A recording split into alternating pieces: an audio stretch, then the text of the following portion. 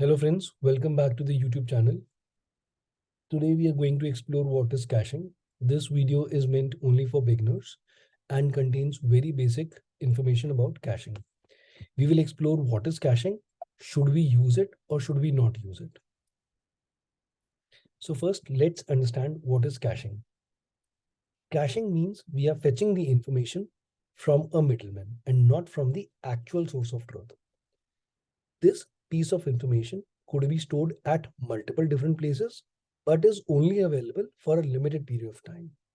The data can definitely be out of sync.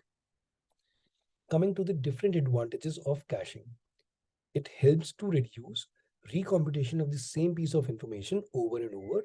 It helps to reduce the network calls among different microservices or databases, and hence reduce the latencies and loads on corresponding different microservices or databases. Of course, the data availability can be limited to a very short period of time, spanning across days. In a distributed architecture, caching can also provide locking resources at different point in times. Also, caching can provide a temporary storage for hand-holding among different flows. Talking about the different disadvantages of caching, it introduces a new variable into the infrastructure, which can increase cost and become a point of failure also. As we spoke earlier, data will be stored at multiple different points and hence the data will be out of sync sooner or later. In case the data is required readily into the cache, in case of failures, the data is lost and pre-warming the cache for the data that is readily available will be difficult. Of course, non-persistent data will be lost in such scenarios. In case the cache is not handled properly, it can lead to database transactional issues. Storing data forever will be difficult onto a non-persistent cache. Now the point arises, where should we store caching? Where should we have caching? Where should the layer of caching reside? If we see the image below, this corresponds to a high-level architecture of a basic microservice, where a user requests for a server resource via internet.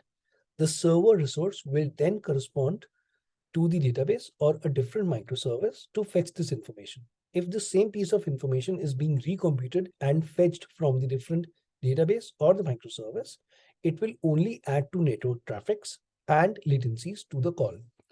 If we introduce the cache layer in between the server and the corresponding resource, it will help reduce the network latencies and, of course, the load on the corresponding resource. Before moving ahead, let's analyze the different type of caches which are available into the market. Aerospike, Redis, Memcache, Infinispan, EHCache, Caffeine, Ignite, Guava are few of the caches which are available into the market. Now is the time for practical. I have created a very basic controller which fetches the information using a service. This service tries to fetch this information from the cache first. If it gets the information from this cache, it returns it then and there, else it recomputes the entire information using this method, which fetches the information from some database, does some computing, denoted by a sleep over here, and then returns the information after pushing the data into the cache. The data is being stored into the cache only for 20 seconds. I am now fetching this information for request ID 1. As we see over here, the data is not available into the cache, hence the data is being computed from the method below. As we can see, data has been fetched from the database and is doing some computing and has then returned the outgoing response. Let me delete this. If I refetch this information within the same window of 20 seconds, I see the data has been fetched very soon and the control did not go over here.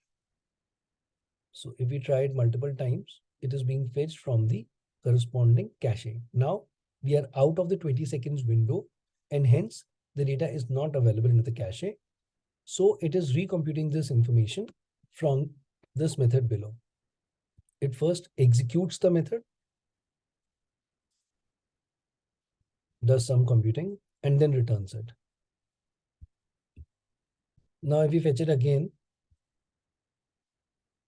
it fetched the entry only from the cache and returned the response. So this was basic introduction to cache.